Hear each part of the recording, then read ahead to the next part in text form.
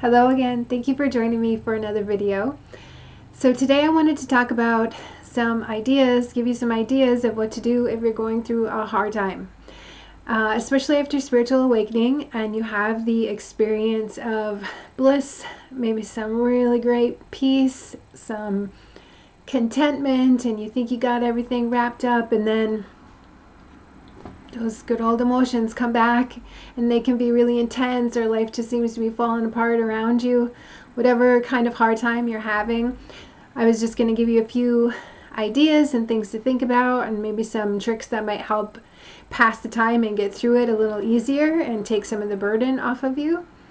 So the first thing to do if you're going through a hard time is double check. If this, especially if it's an emotionally exhausting period and you feel rather out of sorts and not quite yourself, ask your inner guidance if it is your energy or someone else's energy that you picked up. That's the first thing you're going to want to do. And then the second thing, if it is your energy, is to find out if it's current situational energy, maybe even something that you're eating that's upsetting your system. Maybe you've accumulated too many toxins. Maybe you have a low-grade infection somewhere in the body and it needs time to rest and recuperate. So you want to tune in and ask these things of yourself. There's a really simple tool. You know, a lot of people are just, they got it. They can just tune into their body and they can kind of just ask the questions and know the answer.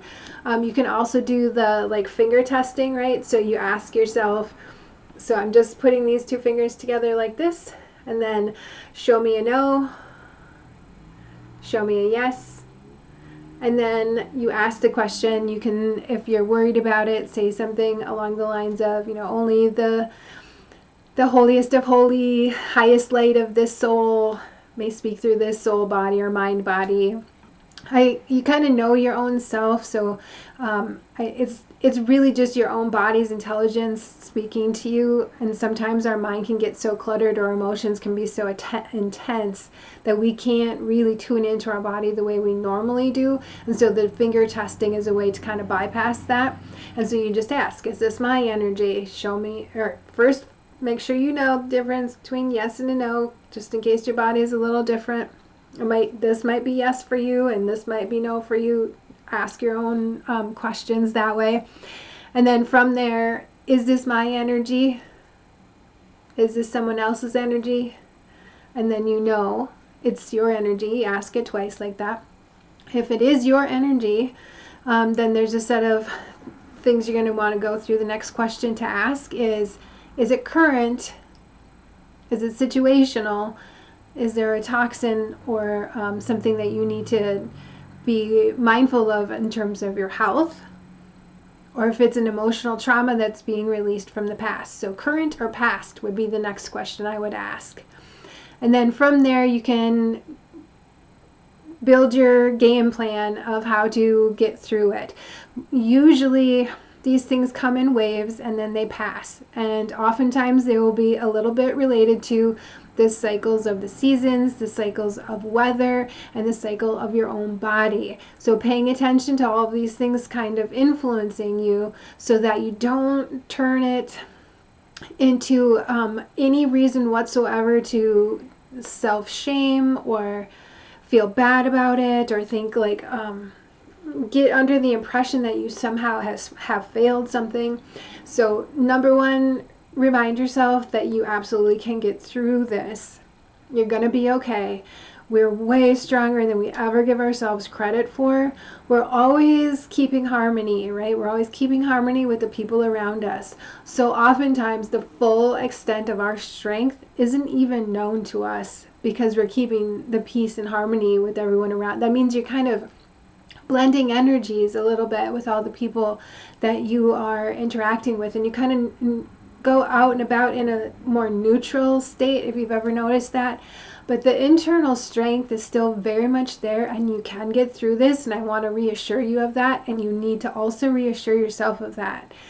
And think of all the times you've already gotten through stuff in the past. It definitely helps to remind yourself of your own actual internal strength that is available to you to get through this. Okay, so once you've established what's actually going on, if it does turn out to be someone else's energy, you can just very, graciously, you don't even have to give it back to them. You can just graciously give it back to the universe and say, oh, this is in my field, dear universe, dear Mother Earth, however you interact with the supernatural in that way, and you return it. I don't want this. I don't need it. It's not mine. And you release it. Some people get more involved with that, but a simple releasing and trusting that there is intelligence within every aspect of our reality, and then knows what to do with that as long as you say that you don't want it.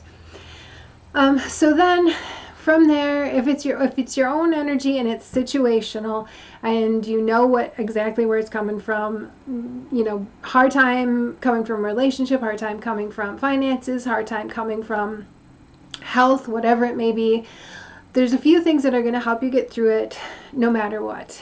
And a couple of those things are taking care of your diet, making sure that you're eating well, avoiding foods that upset your systems, and trying to be as calm as possible on your system. A lot of times when we're extra stressed like this, we aren't actually processing our food very well, and so we can get into a little state of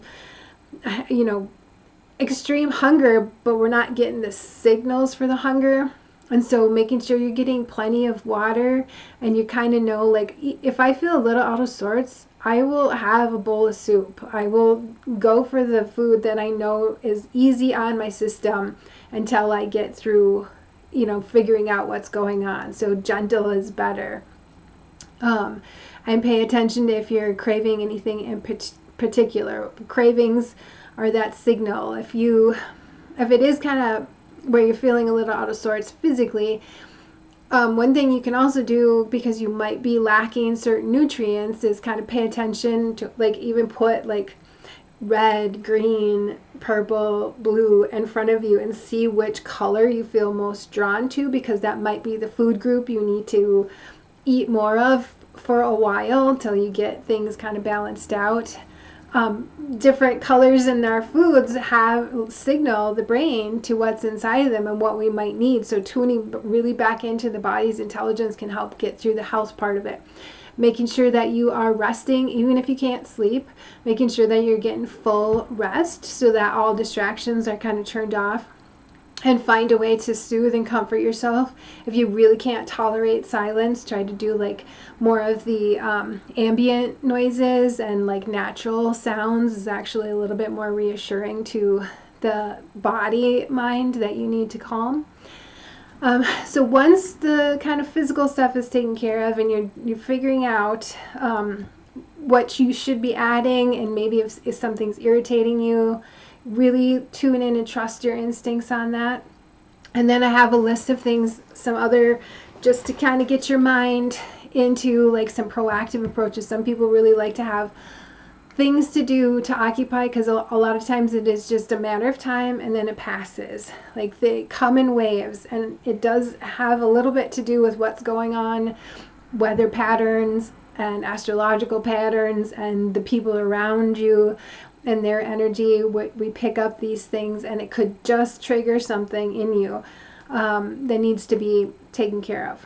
So that's one of my first suggestions, actually, is if you do feel slightly triggered, allow yourself to purge out what needs to purge. It's like if someone dumps a bucket of cold water on your head, use it to take a shower. Like, let it come out. Do not stymie the need to cry. If you need to cry, do that. It is the cleansing and release of that inner kind of cellular trauma where your energy gets stuck.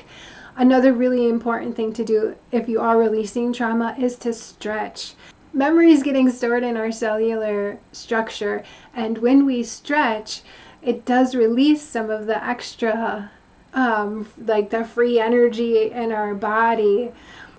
Rest, water, stretching, being okay with crying, almost like scheduling it if you need to. If trauma is coming up, let it come out. You can always write things down if you're the kind of person that needs to tell someone. You can write it down. It doesn't have to be told to a living being. It's good to just release it somehow. Okay, so here's some other things to think about. Imagine that you're on a road trip, and this is You know how road trips can get really long, like you have a destination in mind and you just want to get there, but there's nothing you can do about the fact that you have to be in the car for the duration until you get there. So keep in mind that whatever you're going through right now is just like a road trip, and the destination is still there all along, even though at the moment what you're doing is riding in a hot, stinky car and just want to be done.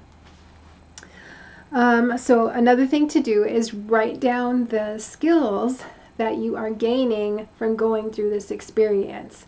So are you getting more patient? Have you learned about how to relate to certain kinds of people? Have you learned how important self-care is? Have you learned that you need to shut all the lights off at 10 o'clock and be ready for bed? You know, there's some skills that you're learning that you're going to be able to take to into your future that are going to benefit you. And if you can write those skills down, maybe you have to get really good right now at budgeting in a way that you've never even thought you could handle before. And it's a skill that you can use for the rest of your life, or even to be able to help other people also. And just make a list of them. Just write them down. Pay attention to the positives as well as how much it sucks to go through what you're going through. Okay. Another really important thing that is grounding. So sometimes it's just way too much energy in general, and it's kicking up kind of discord within the body. So if you can do some grounding, if it's the season where you can sit your butt right on the ground, that's the best. Feet without socks or without shoes on the ground really helps to stabilize the body and to calm the nervous system.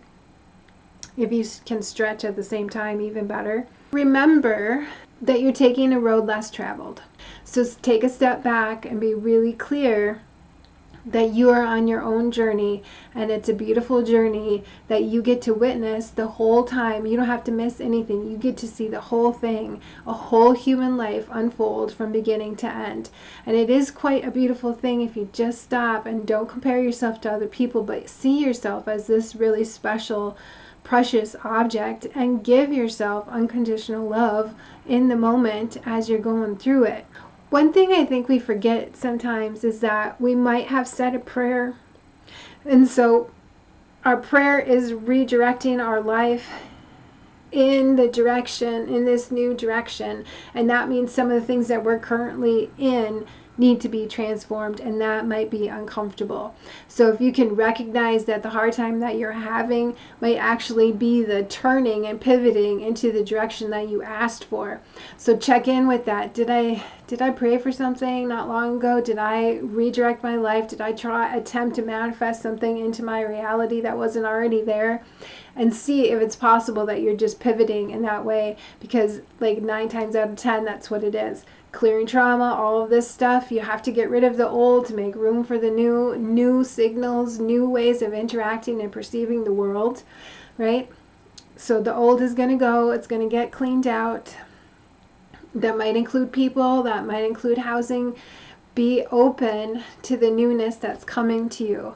With that, I would also say that we have to learn to go with the flow a little bit, to understand how timing of things works, and that there's certain seasons that are just easier, certain alignments that are easier to make things happen that you want to happen in your life, and being patient as you are moving through the process of achieving the contentment goals, or whatever it is that you're working towards.